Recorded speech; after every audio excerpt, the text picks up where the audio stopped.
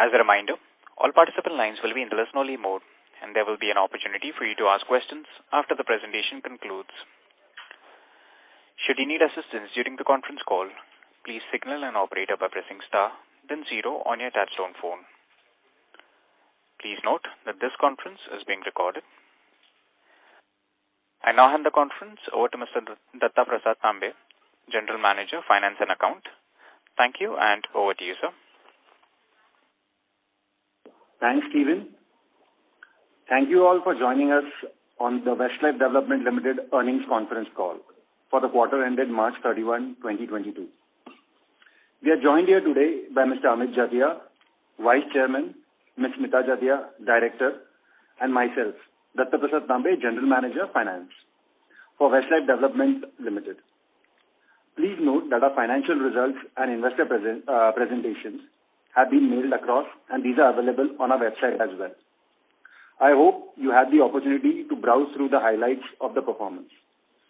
We shall commence today's call with key thoughts from Amit, who will provide strategic overview, which shall be followed by Smita to take you through the key business initiatives with overall operational progress and strategic imperatives that lie ahead. I will cover the analysis of the financial performance. At the end of the management discussion, we will have a Q&A session.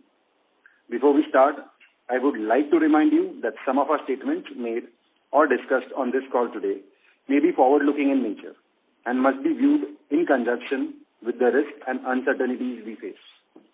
A detailed statement and an explanation of this is available in the quarterly press release, investor presentation, and annual reports, which are available on our website. The company does not undertake to update these forward-looking statements publicly. With that said, I would now like to turn over the call to Amit to share his views. Thank you, Datta. Good evening, everybody. Thank you for joining the call and hope you are all doing well. I'm very happy to report that FY22 has been a good year for us. Despite challenges of the second and third wave of COVID, inflation, and other international events, we have managed to deliver one of our best results. We have delivered our highest ever full year revenue so far. Our results demonstrate that we managed to build a fairly resilient playbook to successfully navigate challenging external environments. The dining business has recovered completely to the pre-COVID levels, and the convenience off-premise channels continue to grow strongly quarter on quarter, bringing in significant incremental business and growing baseline sales. This trend has reinforced our confidence in our bricks and clicks omni-channel strategy, where the dine-in and convenience channels are complementing each other and giving the consumers more occasions and options to experience us. We are firmly back on track with expansion plans. We are aiming to be around 500 restaurants over the next 3 to 4 years. The growth will be predominantly funded by internal accruals, as we have done in the past. Strategically, we are growing our presence in smaller cities and towns along with key cities, and that is showing very promising business results. We have consistently been driving efficiencies in utilities, supply chain, and labor productivity, leading to improvements in margins. We entered the pandemic with a strong balance sheet, and we have come out of it with an even stronger one. All of this can be attributed to the phenomenal agility displayed by our people. I'm proud that we have been able to recruit and retain some of the best talent in this industry.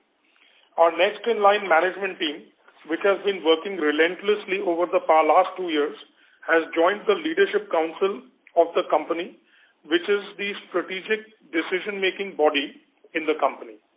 We have a strong succession plan in place, and with the knowledge and expertise of our management team, we are confident not only maintaining our market dominance, but also setting new benchmarks in the QSR industry. To sum up, I would like to say that I'm proud of our remarkable progress on the strategic growth levers that we had outlined at the start of this year, which is driving profitable growth, increasing wallet share, and exploring white space opportunities, increasing our geographic footprint and market penetration. I believe we are on a strong growth trajectory and will continue to build on our competitive strengths and further our business advantage. With this, I hand over to Smita to take you through the highlights of the quarter. Thank you, Amit, and good evening, everyone.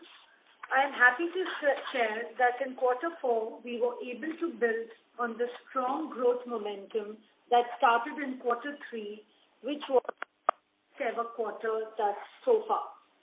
Our revenues for this quarter are up by 27% and same-store sales growth, SSG for the quarter, stands at 23% Y-on-Y with 12 store openings.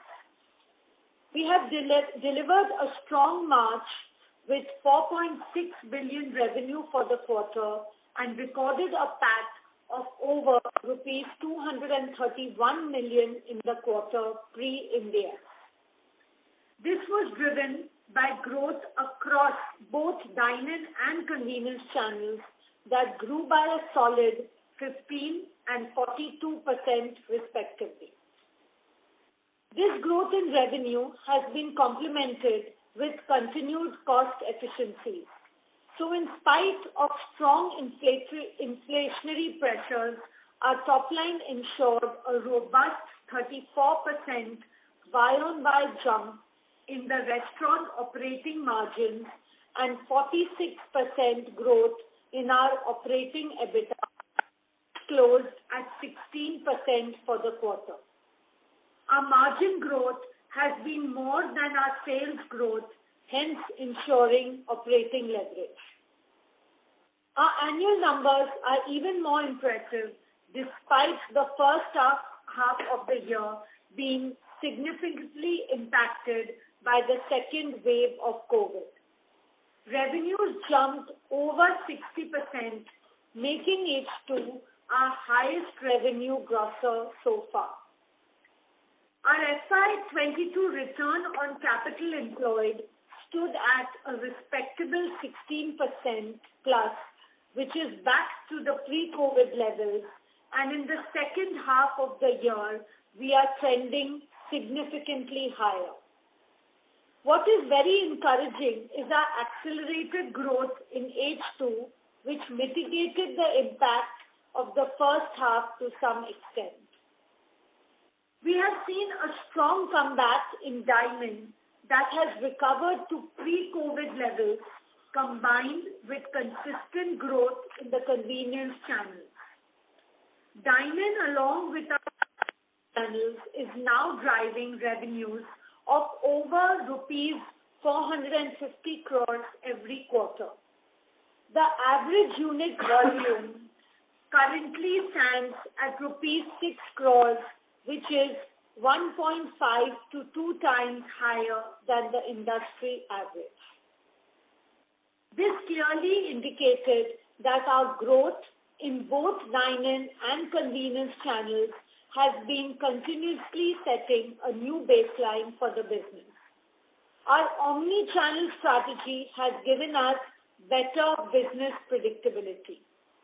Owing to our multi-channel, multi-daypart strategy, we are able to serve our customers wherever they are, whenever they want it, and however they want. This has helped us cement our market leadership position even further. We have been making concerted efforts to build and grow our meal daypart business through our gourmet burger platform and McSpicy fried chicken. I am happy to share that this quarter we have seen a robust 40% plus jump in our meals category revenue and are inching towards becoming leaders in the meals category while continuing to maintain our snacking leadership. Last quarter, we launched our gourmet collection, a range of indulgent, more filling burgers. We are happy to report that this has helped us recruit new customers, giving our existing ones more occasions to come to us. We have seen a solid 15% uptake in our great tasting burger scores. Our chicken category has also made its mark in the South market. We built our McSpicy fried chicken marketing campaign with celebrity announcements and it's yielding us significant results. McDonald's great tasting chicken scores have grown 3.7 times, significantly gaining share from the competitors and have helped grow our market share as well as achieve the highest monthly sales in the region. We continued our efforts to strengthen brand trust and affinity through our various initiatives like the Truly Indian Burger campaign on Republic Day, Valentine's Day's initiative around McCafe, and International Day of Happiness. Last quarter, we enhanced the nutritional profile of our Happy Meal, and this quarter we introduced Happy Meal Readers, which is an addition of a series of books to encourage reading as a habit among kids. We took International Women's Day opportunity to further our inclusivity agenda and open stores that were exclusively run and operated by women. We are proud to share that 35% of people who work with us are women, including those at the restaurants. We also introduced easy delivery reusable bottles exclusively for our delivery channel for our range of beverages. We thus continue to launch campaigns with different themes to connect with our customers and further enhance brand love. We are continuously building a brand that is accessible to customers at their convenience through various digital touchpoints, through the app and the McDonald's app and the self-ordering kiosk at the restaurants. These digital touchpoints contribute 57% of our revenue and are growing well. While the McDonald's delivery app continues to enable our delivery proposition, our McDonald's app offer engine that gives customers personalized offers plays a key role in driving dine-in, walk-ins, and frequency. These digital touchpoints saw a cumulative download of 17 million. We also saw both the active user base and average check for the McDonald's app increasing significantly. We are now firmly back on track with our network expansion plan. This quarter, 12 new restaurants and entered 3 new cities. As Amit said, we opened in Tier 2 cities of Vellore, Bilaspur, and Bhilai. Sales in the first few weeks in these cities are even higher than our metro city restaurants, clearly indicating a strong appetite in these emerging markets. With this, we have a total of 326 restaurants and 262 McCafes across 47 cities. We are also happy to announce that 118 of our restaurants are now fully refurbished, swanky, digitally enabled experience of the future stores. Inclusion and sustainability have been important pillars of our business in the last 25 years. We have been consistently taking steps to mindfully build them into our business. I am proud to say that now we have a significant ESG footprint that we can talk about. We have taken definitive steps to reduce our energy and water consumption. Some of you may be aware that we convert our used cooking oil into biodiesel that is used to power our delivery trucks, thereby reducing carbon emissions. And we only use FSC certified paper for packaging. We have reduced waste and hence landfills by completely doing away with single-use plastic. Lastly, we launched the Eat Equal packaging to make eating burgers easy for people with limited upper arm ability. We continue to serve more people under this initiative and will be innovating to bring happiness to many more people. We also continue to support the RMHC family room at the Wadia Hospital, and this year alone, almost 3,000 families have been able to use our facility. I will end by saying that we are absolutely committed to growing our environment and social footprint as we are to the highest standards of financial and corporate governance. I now hand it over to Datta Prasad, who will take you through the financial highlights of the quarter. Thank you, Smita, and good afternoon, everyone. Hope you all are doing well. As you are aware and already as shared by Amit and Smita, we have ended our full year 2022 on a very strong note. As a company, we clocked the highest sales for the fourth quarter. Our revenue for the quarter stood up by 27% year on year to 4.6 billion. And I must mention that for the year, our sales jumped by 60% to 15.8 billion, firmly setting us on the path of future growth. Our gross margins have been stable at 65%, despite the inflationary pressures. This was because we continued to maximize our supply chain efficiencies and product mix management. I would like to highlight that our restaurant operating margins is the best in class with 1,016 million, and even as a percentage, we have been able to achieve 33.7% improvement in ROM year on year. Talking about the operating Ebitda margin, our margin for the last quarter stood at 16%, and for the year, it was respectable 13%. We believe our cost management strategy is working, which is helping us to improve our profitable substantially.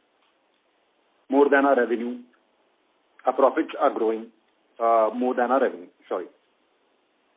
Our EBITDA stood at 14% for the full year, wherein the EBITDA in the second half was recorded at 17%.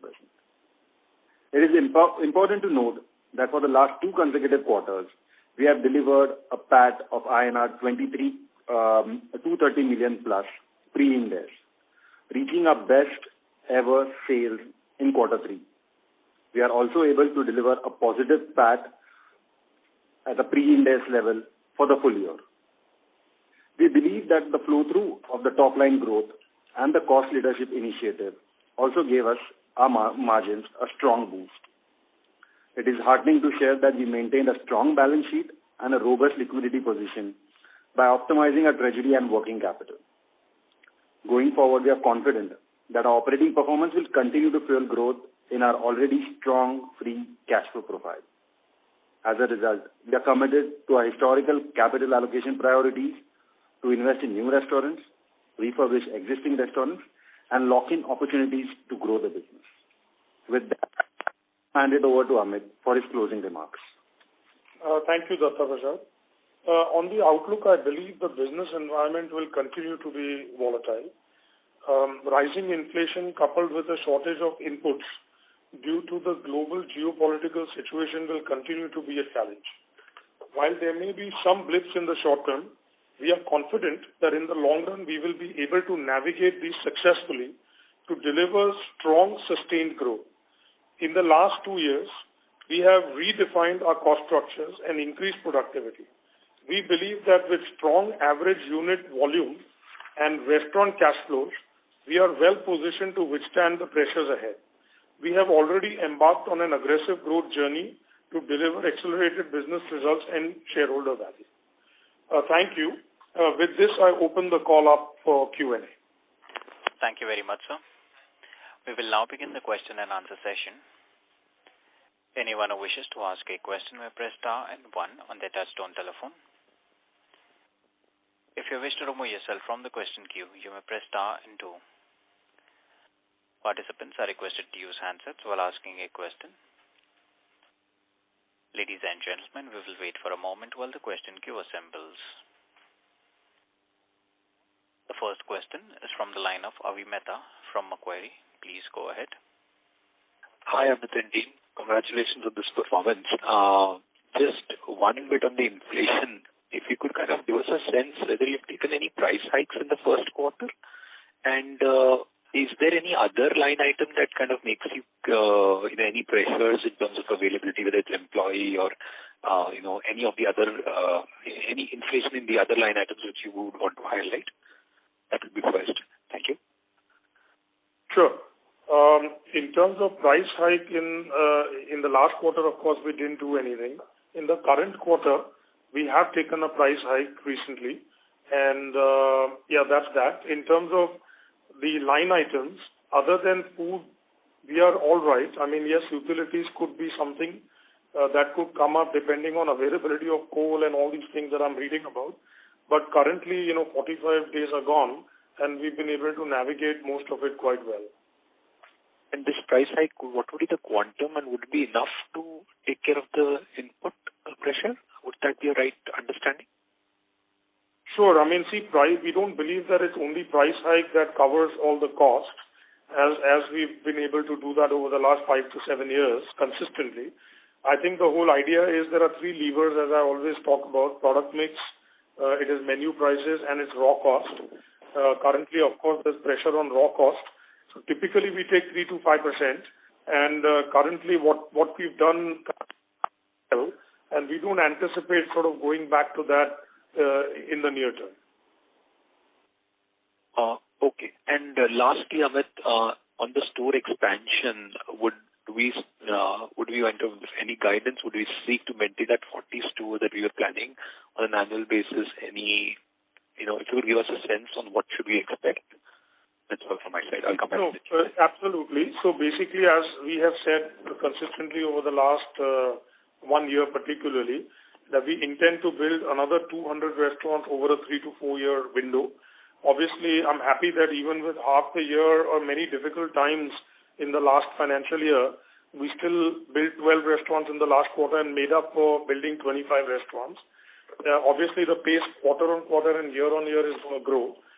This year, yes, we are looking at 35 to 40 restaurants, and that is the plan. And of course, the following year, if we want to do the 200 in the 3 to 4 years, the pace will go up. So we are well geared up for that, Avi.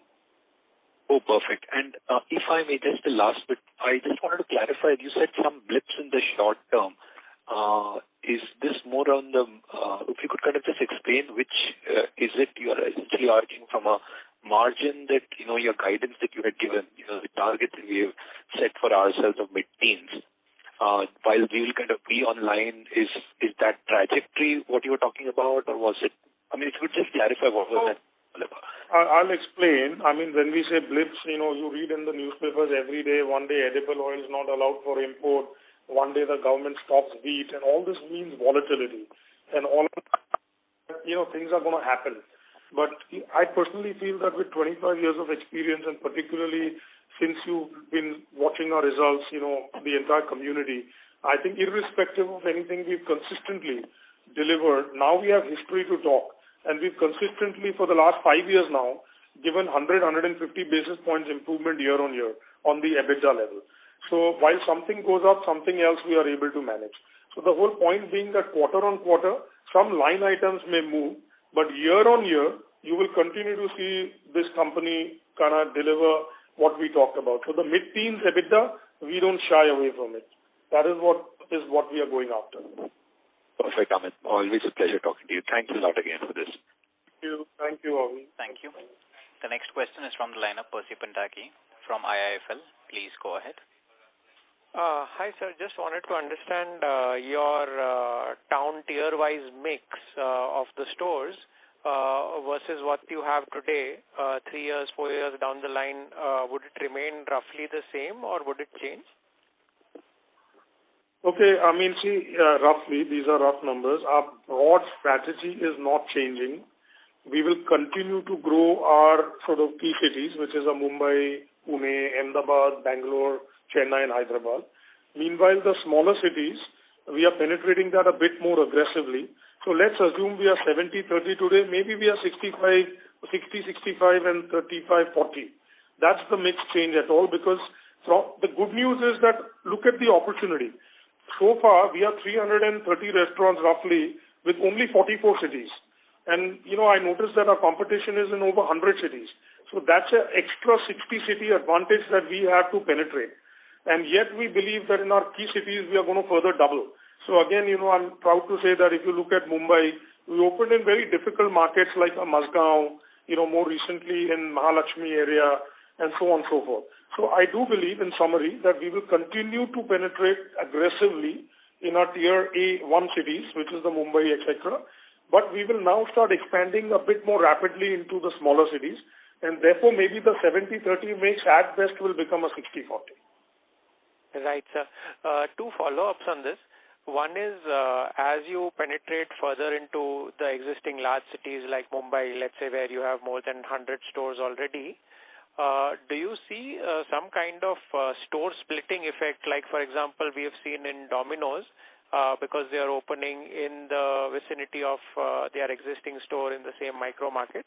So there is some effect. Of course, the total system level sales does benefit, but the sales per store grows at a slower rate than it would have if the stores were not clustered close to each other. That's part one.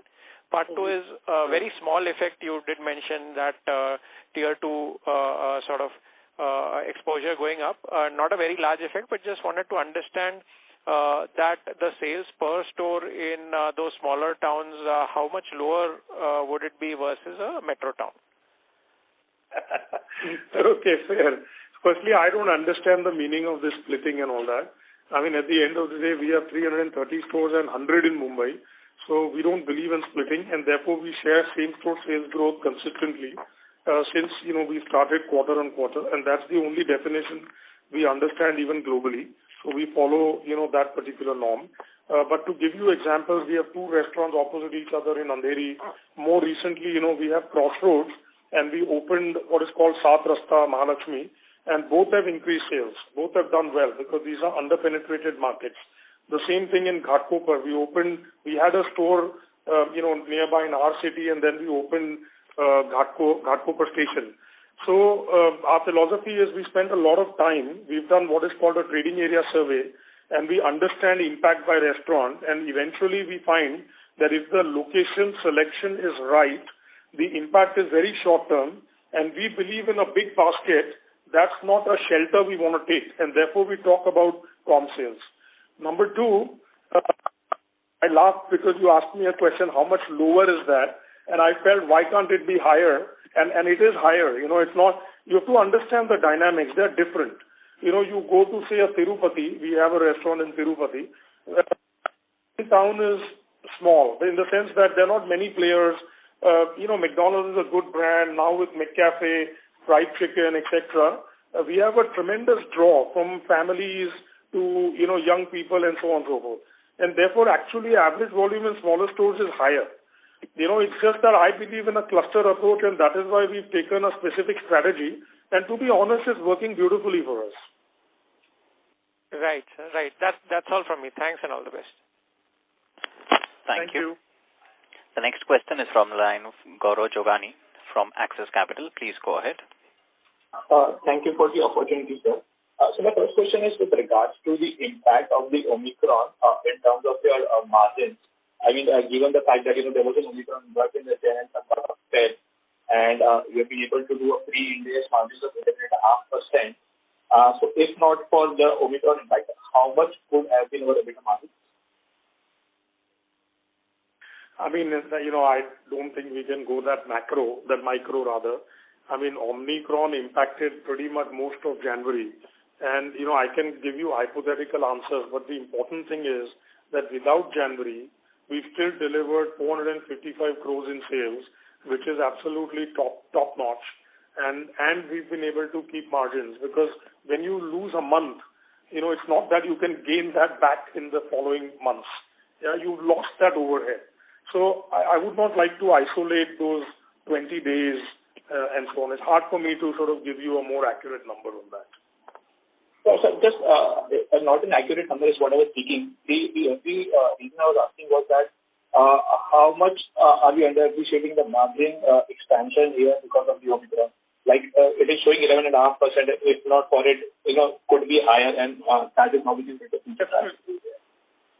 No, that's what I'm saying, Gaurav. Yes, it would have been higher. That there is no question in my mind because, like I mentioned earlier, that the fixed overhead that you've lost and the sale you've lost, right? So if we had that sale, the contribution flow-through would definitely come. But to give you a number because just guesstimate, it would definitely be better than the whatever margin you are seeing today. Sure, sir. That's good. And so my other question is with regards to, the menu innovations that we have done, like the gourmet burger and, the fried chicken. Both seems to be a higher price point products. And, with the McCafe now also expected to come back with these stores opening, how do you see the impact on the gross margins favorably? I mean, I'm assuming that these products would be favorable on the gross margin side. So I'll take that question. So we've always said, gross margin is a combination of three levers: raw material efficiencies as well as product mix and pricing. We just spoke about pricing a few questions back. Product mix has always been a very key lever. And while, as you heard, that we've always been snacking leaders, meal strategy was one of our new levers, focusing on 2 quarters back when we actually launched gourmet burgers, and then chicken, and in the last quarter we launched gourmet burgers.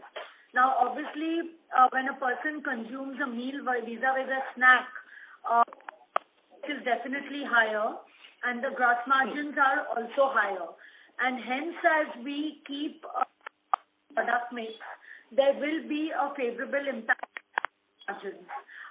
As chicken inflation is also here to stay for a bit. However, we are confident that we will be able to respond to that with good product mix management. Sure, that's helpful. And just one last question from my end, like Amit did mention, that the operating performance is being aided by the various aspects of utility, supply chain, and logistics. So if you can dwell a bit more in detail about this, which specific line items have you worked on giving you this expansion in the operating line items? We didn't get the question because your voice is not clear. So I didn't understand the question. I'm audible now. Is it better? Yeah, this is better. Yeah. So, sir, I was just asking in terms of the line items, which specific line items are you working on in terms of driving the operational efficiency?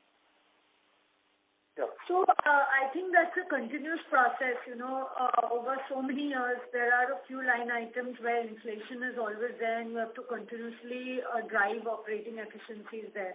This would be the food cost, this would be utilities, and labor is again a line item. While inflationary in India just now, but world over there is shortage of labor which is being seen, and somewhere it will come to our country also. So I think it's always been utilities, labor, and food cost. I think if these three line items are driven well through operating efficiencies, we will be able to combat inflation. Thank you. Thank you, Smita and Amit. That's all from me. Thank you. Gaurav. The next question is from the line of Amnish Agrawal from Prabhudas Lilladher. Please go ahead. Yeah. Hi, Amit. Congrats for good set of numbers. Thank you. I have a couple of questions. First being that on the number side, I think in the reported numbers on a console basis, our other income is showing 13 crores vis-a-vis a number of 3 crores last year. So is there any one-off sitting over there? No, absolutely. 1 second. Datta, you want to take that? Yeah. Hi, Amish. This is Datta Prasad. So basically, there are no one-off sitting in there. It's in the normal course of business, the operating incomes. Yeah. Okay, but there is a sharp jump in the format in which we report to the exchange. It is going up from 3.3 crores to 13.1 crores. We'll have to probably get back to you.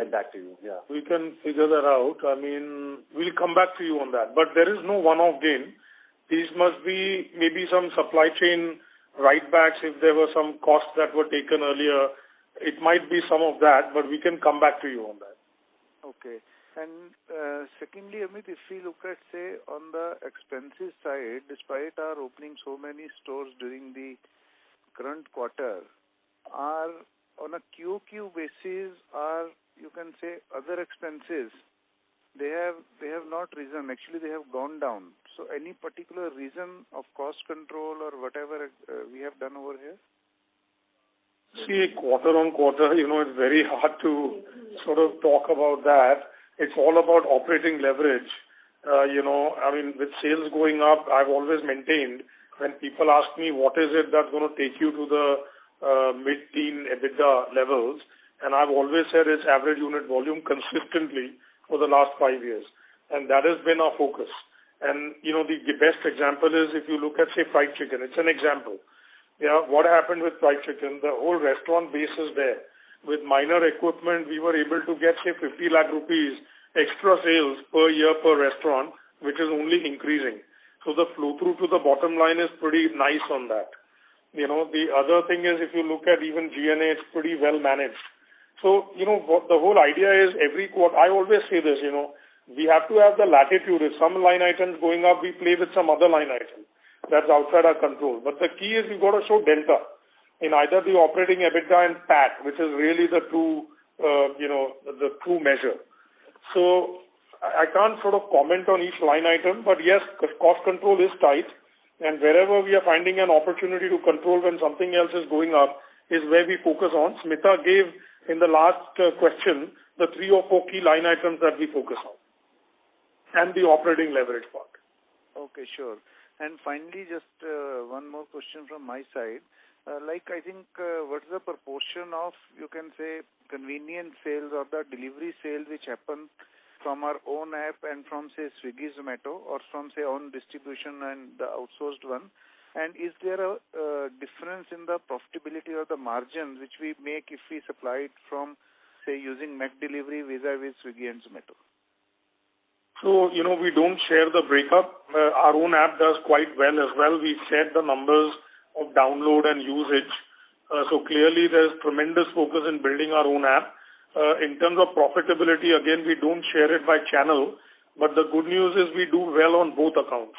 My philosophy, which I've shared many times in the past, is that wherever there's business, you have to make your business model work. And we've worked very hard to make our business model work, even with 3 POs. It's all about partnerships, and I think we've demonstrated that in our supply chain partnership over 25 years, and we've demonstrated that with both the 3 PO partners. If you see all my interviews over the last, by touchwood for us, we've always worked with them even through difficult times. We've never really felt them as a threat to our business. Okay. Thanks, Amit. Thanks a lot. Thank you. Thank you. The next question is from the line of Jay Kumar Doshi from Kotak. Please go ahead. Hi, thanks for the opportunity. On fried chicken, when you mentioned 50 lakh rupee per store, so is it on what base? How many stores do you sort of in your portfolio, and how many stores in your portfolio offers fried chicken? So it's all of the South stores. So that's roughly about 130 stores. So it's averaging 50 lakh rupee average unit volume for that 130. Incremental, yeah. Yes. Incremental. Great. That's useful. Can you give some color on, how gourmet burgers have, sort of fared for you since the time you launched it, across the network in October 21?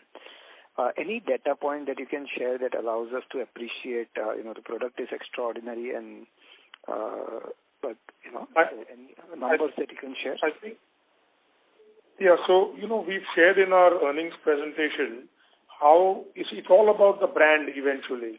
And what it has done, my philosophy is that any new category that we had launched burgers as a category many, many years ago, and the category evolves, and that is when consumers want indulgence, and that's what the gourmet burger offers. So with the halo of brand McDonald's, when you launch the gourmet burgers, in the packaging, in the patties, whatever we've done with the jalapenos and the taste, I think that's resonated very well. Some of the data points are already in the earnings presentation where we talked about how great burger scores have gone up. It's on slide 15, where great tasting burger scores have gone up by 15%. That's quite a lot, by the way, in a short period. We talk about, the fillingness scores are important because you see the IEO construct. Meals are a very important part. And, in snacking, we've kind of given you this data today that we are leaders in snacking. And here is meals. Today, we've openly come and announced to the world that that's where the next frontier is. And with both the fried chicken and gourmet burgers, that frontier can be conquered. Lastly, we've given that sales contribution. We don't share breakups, but we've shared that it was up 20% pre-gourmet to post-gourmet. So our sales contribution of gourmet burgers is rising. But the halo effect of gourmet burgers is amazing because whenever I talk to people qualitatively, right, I'm hearing very, very good things around that. And the feedback that we are getting from consumers is very, very positive. So gourmet burgers are here to stay, and it's a category in itself that we feel we are going to grow substantially. Sure. Can you help me with that chart again? When you say gourmet burger sales contribution has gone up by 20% versus pre-gourmet, how should I read that data point? Because, you were earlier offering these burgers through a very small number of stores, and then you've launched it across the network. So that 20% I'm not able to understand. My understanding is it should be much higher. So basically, pre-gourmet, we had some what we call premium burgers like the Maharashtra and spicy McChicken. So if you take and then we included the gourmet burgers in that, the contribution from these premium burgers have gone up by 20%. That is helpful. Is it possible for, as a one-time exercise, give us some color on roughly what would be the premium burger contribution in overall burgers for you and what it would have been 5 years back? Unfortunately, we don't share such breakups at all. Product mix breakups is not something that we share. All we believe is, I think we have this time given a construct of the gourmet burgers, of the IEO market. I think, we felt this is really the right time to introduce this concept. And the whole point is, as on that slide number 13, we are talking about meal and leadership for brand McDonald's in the meal category. And essentially, we feel that gourmet burgers in West and the chicken platform in South is what's going to give us leadership in the meal category, which is the largest category in the informal eating out. We already lead in the snacking day part, but the whole idea in the last couple of years has been to go towards meal. See, there has to be a logic for doing something. I have to talk about premiumization of the brand, but premiumization is a very generic word. Really, there has to be a more sort of measurable reason why we are doing something. And today we decided that, we should start talking about what is the relevance of gourmet burgers in our strategy and what is the relevance of fried chicken in our strategy. And if you see slide 13, it will kind of give you a better indication. But breakup on product mix is something we don't share. Understood. My final very quick short question. Do you have any plans to launch fried chicken in Western market, or you would refrain from that? So we are doing some research, and we've launched it in some of the trial stores. Depending on what the results, I'm sure we will see a need, but we're just going to balance in terms of what we focus on. So just now we feel gourmet is what we are focusing on the West. At the right time, we will launch bone-in chicken also. So, you can visit some of the stores that have it and see how fantastic the product is, because that's what our consumers are telling us. Correct. Gourmet is there in South, or gourmet is yet to be launched in South?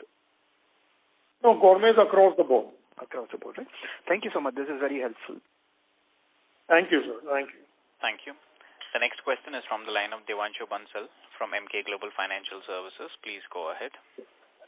Yes, hi. Thanks for the opportunity and congrats on 2 consecutive strong performances. Sir, I wanted to understand when other players are sort of taking 10-12% price hike, why are we taking only a 4-5% price hike? Why not increase our gross margins with other levers like you talked about efficiency, product mix, etc. Sub part is that do you feel that this 10-12% price hike will not be able to be absorbed by the industry and can affect volumes? I mean, leave some of this management to us. I think we know what we are doing. What we've done is all scientific. It's not that we just increase 5% or 3% or 2% because we like it. We've been doing some research for the last 6 months, and that data tells us certain things, and based on that certain things, we have a full pricing workshop, and we get support from global pricing team on this. So, pricing decisions are not just arbitrary, that inflation's running at this, so take the price increase. We are here to build a long-term sustainable business, and, my philosophy always is we are leaders, we lead, we don't follow. So we've set the path based on what it is, and I think, today, after 5-6 years of history, I think we deserve quite a bit of an applaud on the way we managed our gross margins, and we've kept our pricing tight. So leave it to us, net. Sir, I actually wanted to appreciate only that. I know you did. I know, but I'm saying that we stay with what we've done, and I hear you. But I gave you the logic of why we follow this path. It's on a study. I know that you are appreciating it, and you are saying we can take more and get better. But trust me, what we are doing is a well thought of strategy. Sure, that's helpful. Sir, we have sort of improved our non-veg portfolio in the southern states. So just wanted to check if you can qualitatively share, as in how has this helped us improve the profitability in those cohort of stores when things are sort of returning back to normal? So that's a very good question. And, I have in the past explained that, of course, if I were to just take West, you would love our business even more. I think you might still be loving it, but you'll love it even more. And South, we entered South very late. And I feel by doing what I've done, putting 500-600 crores with bold move, we've earned the right to play in South. It's a very important point. And now we are earning the right to win. And therefore, with what we've done with the product mix, the brand relevance in South is going up. And obviously, average unit volume in South was lower than what we would have liked. And all of this play around the chicken and some other things that we've done, experience of the future, even McCafe for that matter, all the re-imaging that we've done even in smaller towns, the resonation to the brand is phenomenal. And our market share in South India has come up very, very well. And, we are really loving it. We want to grow even faster, but, I always balance the quality of real estate with growth. So average unit volume is better, and it's helping us get a better return. Smita today we again subtly gave out another number, our return on capital employed of over 16% for the whole year. And remember, the first half was where it was, and we lost a lot of money in the first half. And yet that's the number we are at. So imagine what the run rate that we are at today. It's quite very promising. That's encouraging, sir. Sir, a couple of data points I was looking for. So what is the royalty rate that is going to be for FY23? 4%. 4%. And can you also sort of tell us what is the current rental cost run rate? We don't share the breakup of rentals. It's under control. It is what it used to be. It's not something that we are worried. I think the portfolio rejig we did has really been very helpful. And like I always said, if you've been on our calls, that how do you come out, how do you not lose this COVID time, and how do you keep it useful? And I think we work very hard to get the cost structure right, but the other work that is not necessarily sort of understood because we've not talked about it is the portfolio mix. And all the work we've done to get the restaurant portfolio very, very strong and solid. Sure. That's helpful, sir. That's it from my end. Thank you. The next question is from the line of Nihal Jam from Edelweiss. Please go ahead. Yes, sir. Good evening and congratulations on the strong performance. A couple of questions from my side. The first is on the SSG. Now, despite the Omicron impact, we've turned in a very strong performance, and that's not on any weak base. It's a genuine performance that we've put in. As I deconstruct our performance, I do notice that over the last couple of years, some of the strong initiatives that Westlife has implemented has been the delivery, Then we've obviously spoken of gourmet and chicken being an addition. Would it be right to say that delivery has been the biggest driver, even if I look at how the share of delivery has sustained, and that is what is really driving the strong SSSG, if it's possible to deconstruct as much as possible? Sure. Yeah, so actually if you see slides 7 and 8, it kind of gives you understanding of our convenience channels. If you look at it from even Q4 of it has grown by 42%, so if it was 100, it's 1.42. And if you actually look at pre-COVID levels, our convenience channels have grown by 2x. So you're right, other than just menu interventions, it is the omni-channel we have adopted. And we also gave our data point that 57% of our sales are now digital, which is also linked to our convenience strategy as well as our dine-in strategy. So net-net, it's not only menu, it's definitely convenience, and in convenience, delivery does play a very critical role. Sure, that is helpful.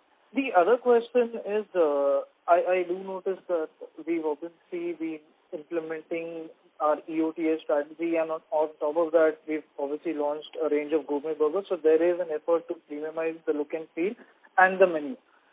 There is obviously a core category to McDonald's also, which is, say, the value or the evening snacking category, and there I think we only have one entry-level veg and non-veg burger. Would it be right to assume that most of the launches that you want to do in the future will be more towards the gourmet or the premium side, and there the portfolio is more or less sorted? So go ahead, Shweta. So, if you again go to slide 13, it's not that snacking is just about a veg and a non-veg burger. It's fries, it's coffee. Even in Muck Veggie, Muck Chicken is sometimes eaten as a small snack. So I don't think our strategy is only to premiumize and only speak about meals day part.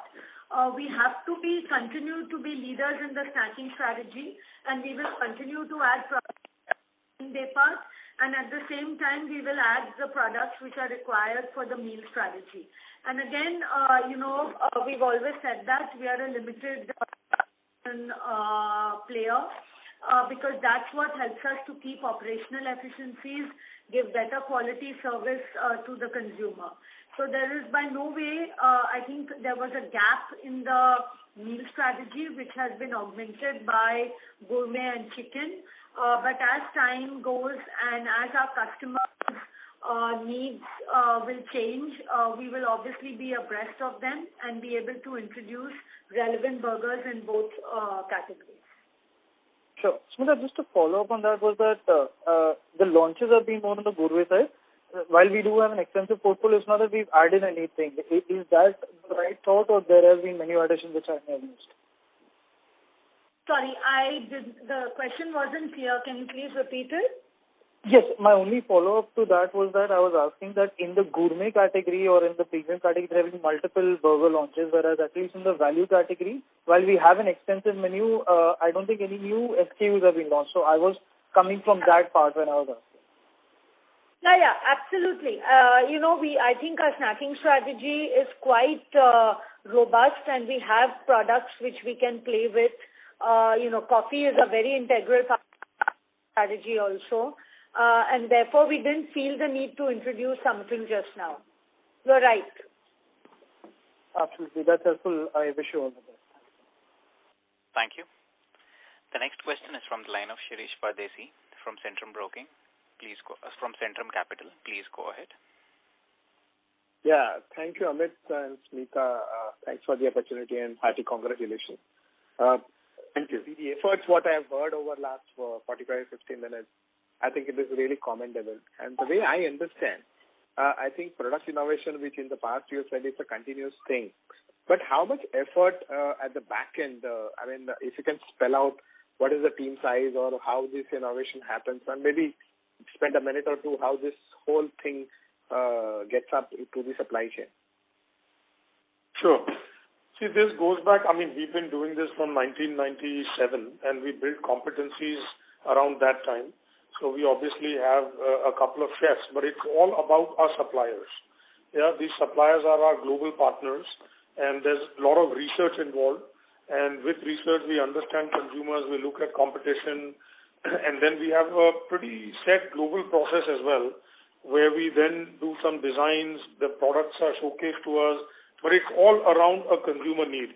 So it's quite a detailed process, and there's a workshop we do called the menu vision, and that menu vision lays out a 3-year plan, and it goes back to that slide 13 that I talked about, which is essentially the construct of IEO, and which part of the IEO we are targeting for the relevance of the market today. So, I mean, it's going to be hard for me to just explain that whole process, but broadly, it's a pretty well-defined process. It's not that I wake up in the morning and I see competition has launched something and we go after it. So to give you an example on fried chicken, we decided in 2017 that, we need to go after chicken leadership in South. And then our team went to different McDonald markets. We looked at our entire range. We looked at competition's entire range. We identified some gaps. And that is when, direction was given to our suppliers and the menu team that, okay, start putting the product together. Then we do some trials. Then we do some small tests. And then we put it into a market. And then we launch it. So in 2020, Q1 is when we launched it, when COVID hit. So this is typically the process of how we go for it. And the whole idea is to do something that is unique. So the big differentiator, and we are getting this from consumers about our fried chicken, is that it is spicy to the bone, up to the last bite, and not just the coating. And that required some process re-engineering as well at the plant, and we are quite pleased with what we got. Yeah, and just to add to this, this came from consumer insight. It wasn't something which we just kind of worked on and innovated ourselves. The insight was that when a customer eats bone-in chicken, normally the flavor is only in the coating, and by the time they get to the bone, the chicken becomes bland. And that's the insight we caught on, and we kind of gave the brief to our chef to develop the product. That's helpful, Amit. I have more questions on that. I'll take it offline. I actually wanted to see that what is the speed to market, right from the conceptualization to the actual prototype and launching in the market. I'll take it offline. I'm on slide... fair. So that's why there's a 3-year menu vision, and that is why it continues. It's always continuous. Sure. I'll take offline. On slide 26, you have given quarter number, where the growth in dining was 15% and 42% for convenience. Can you spell out what was the full year number? Full year numbers, I think we gave it somewhere. 15% in dining and numbers quarter. That was for quarter. So I think,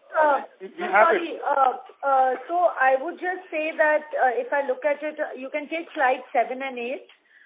So again in slide 8, because, the only issue is Q1 was not the right quarter to take on because dine-in was not present. So if you analyze the number, I don't think you'll get a better understanding. So only when you look at it quarter-wise, even if I take half 2, the numbers would be same, where convenience has grown and back completely. Okay, I'll do that. Amit, would you like to comment how April and May, which is more of a normalized month? No. How do you think? Sorry, that would be too forward-looking, and let's keep the. Okay. My last question is on the downloads. 17 million downloads is a very good run rate you guys have managed. But if you tell me what is the hit rate or maybe what is the conversion rate you are getting from this? I mean, the question is more of how the repetitive customers are there, and when somebody downloads, how quickly it comes. We have the data, but we don't like to share beyond that. So maybe for now this is what it is. I mean, in our opinion, we are best in class. No, I do understand, Amit, and I respect what you have built the business. The only thing is that you may not be able to give on a quarterly basis, but maybe on an annual basis, you should make it a practice that at least share some data points so that it will help us to model it correctly. No, sure. And that is why this time around we gave the whole construct of the IEO, and we are trying to, at least on a yearly basis, give a little more insight into our business so that the understanding is slightly better. So point taken, and we'll definitely consider that. Thank you, Amit. Thank you, Smita. All the best to you and the team. Thank you, sir. Thank you. Thank you. Ladies and gentlemen, due to time constraint, we take that as the last question. I would now like to hand the conference over to Mr. Amit Jatia for closing comments. Over to you, sir. No, thank you, everybody, for patiently listening to the commentary and attending the call. I really appreciate it. If there are any more questions, please direct that to our investor relations, and have a lovely day. Thank you. Thank you, sir. Ladies and gentlemen, on behalf of Westlife Development Limited, that concludes this conference.